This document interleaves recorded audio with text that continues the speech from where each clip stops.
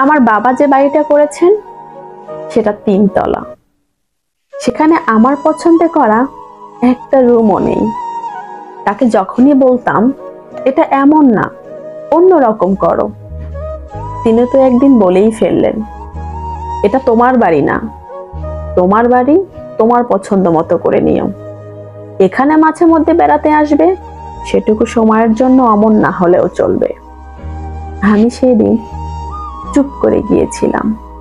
আমার শ্বশুর বাড়িতেও একটা বাড়ি আছে, কিন্তু বিয়ের পর থেকে স্বামীর চাকরির জন্য ঢাকাবাসী হওয়ায় ওই বাড়িতে অতিথি হিসেবেই যাওয়া হয়। ওখানে আসলে আমার বলতে কিছুই নেই। এর পরের বিষয়টা আরো মারাত্মক। এই যে এখানে আমি থাকি, এই বাসাটাও না পুরোপুরি আমার হয়ে ওঠেনি। আমাদের দুজনের মতের অমিল হলে 2-1বার বাসা থেকে বের করে দেব, অথবা যেখান থেকে এসেছো সেখানে চলে যাও, কোনো সমস্যা নেই। এরকম অনেক কথা শুনে ফেলেছি। ভালোবাসার গল্পের আড়ালে এইসব হুট করে বলা কথাগুলোও না কানে ঝোলে, সরে যায় না।